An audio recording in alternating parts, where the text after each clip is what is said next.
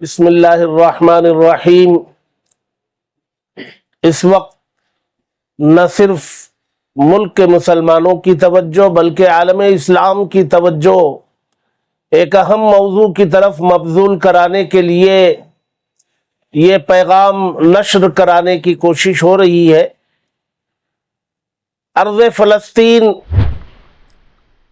مسلمانوں کے لیے انتہائی مقدس اور بابرکت جگہ ہے۔ مسلمانوں کا مذہبی والہانہ تعلق اس سے وابستہ ہے، اس لیے کہ عالم اسلام میں بسنے والے مسلمانوں کا قبلہ اول وہاں موجود ہے۔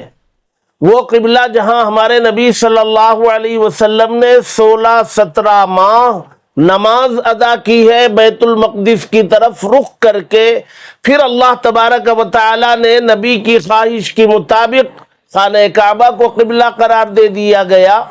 سارے انبیاء کا قبلہ رہا ہے۔ ہمارے نبی صلی اللہ علیہ وسلم جب معراج پر تشریف لے گئے تو عروج سے پہلے، آسمانی سفر کے شروع کرنے سے پہلے، بیت المقدس میں آدم علیہ السلام سے لے کر عیسیٰ علیہ السلام تک تمام انبیاء کو اللہ تبارک و تعالی نے جمع فرمایا اور پھر اللہ کے نبی سے امامت کروائی۔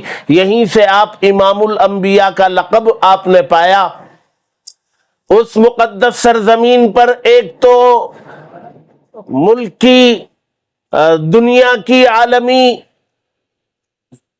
طاقتوں نے ایک ملک کو وہاں بسایا، اسرائیل کو ناجائز طور پر لا کر کے وہاں بسایا، مسلمانوں کی زمینوں پر قبضہ کیا اور ان کی حکومت کو مضبوط کیا اور دنیا کو مجبور کیا کہ ان کی حکومت کو بحیثیت ملک کے تسلیم کیا جائے، اور جن کا اصل ملک تھا ان کو دبا دیا گیا پوری طریقے پر، ان کے ملک کو تسلیم کرنے کے لیے تیار نہیں ہے۔ اور اب گزشتہ 8-9 ماہ سے اس فلسطین میں بسنے والے نہتے، کمزور، ضعیف مسلمانوں پر ظلم کی انتہا کر رکھی ہے۔ اس مردود نے، اس ناجائز اولاد نے وہاں کے بسنے والے مسلمانوں کا ناطقہ بن کر دیا گیا ہے۔ معصوم بچے اور بچیاں بھوک اور پیاس کی وجہ سے تڑپتے اور بلکتے اپنی جان آفری کے سپرد کر رہے ہیں، لیکن ان کے کانوں پہ جوں نہیں رینگ رہی ہے، ان کے اندر سے انسانیت ختم ہو چکی ہے، ضمیر ان کا مر چکا ہے۔ یہ لوگ درندوں سے بھی زیادہ بدتر ہو چکے ہیں۔ ظاہر سی بات ہے، رمضان کا مہینہ ہے اور بھوک و پیاس کے عالم میں چھت انہیں میسر نہیں ہے، رمضان کے روزے، باوجود اس کے وہاں بسنے والے مسلمانوں کی غیرت ایمانی کو سلام کرنے کا من کرتا ہے اور سلام پیش ہے ان کی خدمت میں۔ اور کیا ایمان اللہ تبارک و تعالی نے ان کو دیا ہے، اتنے مصائب میں گھرے ہوئے ہونے کے باوجود اپنی نماز، اپنا روزہ، اللہ کی ذات پر اپنا بھروسہ، توکل، اس میں کوئی کمی کسی قسم کی آنے انہوں نے نہیں دی۔ یہ ظاہر سی بات ہے، قابل رشک ہے ان کا ایمان۔ کاش اللہ تبارک و تعالی ان کے ایمان کا کچھ حصہ ہمیں بھی عطا فرمائے۔ مجھے اس وقت توجہ اس طرف دلانی ہے کہ ہم لوگ جمہوری ملک میں رہتے ہیں اور یہاں رہتے ہوئے ہمیں بہت ساری یہاں کے قوانین کی پابندی کرنی پڑتی ہے۔ ہم لوگ غزہ کے مظلوم مسلمانوں کے لیے اپنے مقامات پر رہ کر کے دعا کر سکتے ہیں اور وہ کی جا رہی ہے۔ قنوت نازلہ کا بھی اہتمام کیا جا رہا ہے، الگ سے دعائیں بھی ہو رہی ہیں، لیکن اس کے علاوہ ہم اور کیا کر سکتے ہیں؟ تو الحمدللہ ملک میں بہت ساری جگہوں پر اسرائیل کی جو مصنوعات ہیں، اس کے جو پروڈکٹس ہیں، اس کو بائیکاٹ کرنے، اس کے خرید و فروخت سے مسلمانوں کو روکنے کے سلسلے میں تحریکیں چلیں اور ملک میں کے بہت سارے علاقوں میں بہت کامیاب ہوئی اور وہاں ان کی مصنوعات کا پوری طریقے سے بائیکاٹ کر دیا گیا ہے۔ لیکن جس پیمانے پر یہ ہونا چاہیے وہ نہیں ہو سکا۔ اس کی وجہ یہ ہے کہ بہت ساروں کو یہ پتا نہیں کہ کون سا پروڈکٹ ان کا بنا ہوا ہے، کون سا نہیں۔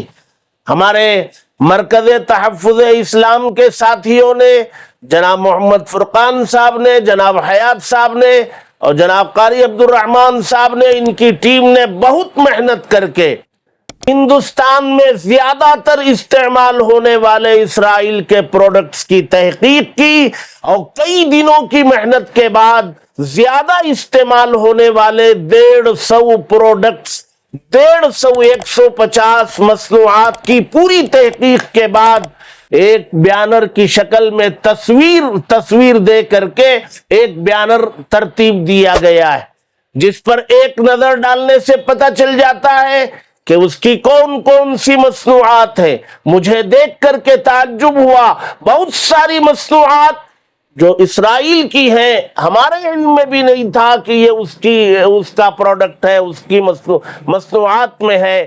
تو بہرحال یہ بیانر ترتیب دیا گیا ہے اور آتھینٹک ہے اور پورا مستند ہے، پوری تحقیق کے بعد کئی دن اس کی چھان بین میں لگے، مستند اور آتھینٹک یہ بنایا گیا ہے۔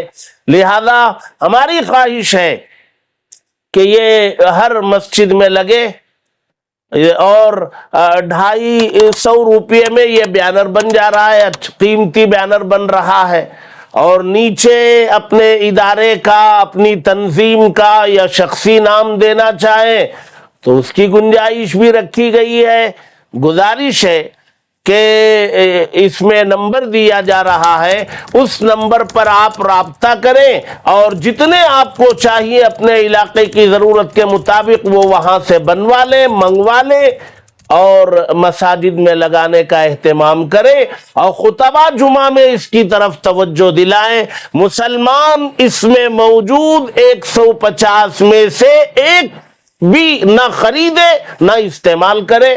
اس طریق پر اگر ملک کا مسلمان اگر پوری طریقے سے پابندی کر لے گا تو بہت بڑی کامیابی ملے گی۔ جو اس نفع کی شکل میں جو رقم اس سے ان کو ملتی ہے اس پہ زد پڑے گی، کمر ٹوٹے گی، اور ان کے انکم کا ذریعہ بہت بڑی مقدار میں مات کھائے گا۔ تو ممکن ہے ان کے عقل ٹھکانے پر آئے۔ جو ہم کر سکتے ہیں وہ ہمیں بھرپور طریقے پر کرنا چاہیے۔ الحمدللہ یہ ایک کوشش ہے مرکز کی طرف سے۔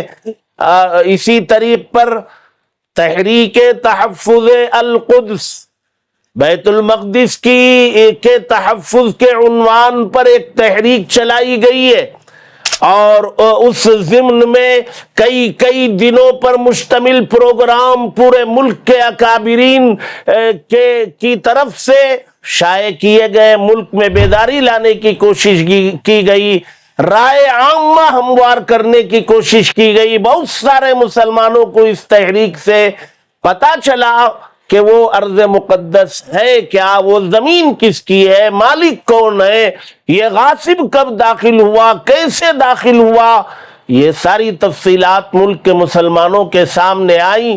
اب کل جمعہ ہے، آخری جمعہ رمضان کا، اور یہ آخری جمعہ تحریک تحفظ القدس کا ایک اس کا سلسلہ ہے۔ تو اس آخری جمعے کو تحفظ القدس کے عنوان پر منانے کی کوشش ہوتی ہے، گزارش کی جاتی ہے کہ اس کو جو ہے تحفظ القدس کے نام پر یہ جمعہ آخری منایا جائے، خطبہ اس سلسلے میں روشنی ڈالیں۔ تو الحمدللہ یہ بھی انشاءاللہ کل کو منایا جائے گا، اور یہ بیانر بھی، اس میں تصویر بھی پیش کی جائے گی اور رابطے کا نمبر بھی ہوگا۔ آپ حضرات سے گزارش ہے کہ عید سے پہلے یہ ہر مسجد میں لگے اور مسلمان اس کی پابندی کریں۔ ممکن ہے کہ اس سے ان کے معاشی حالت ان کی کمزور ہو، اور وہ جو نفع اسلام دشمنی میں وہ خرچ کیا کرتے اس پر روک لگ سکے۔ اللہ تبارک و تعالی ہم سب کو ان باتوں کو سمجھنے اور عمل کرنے کی توفیق عطا فرمائے، آمین۔ وآخر دعوانا الحمدللہ رب العالمین۔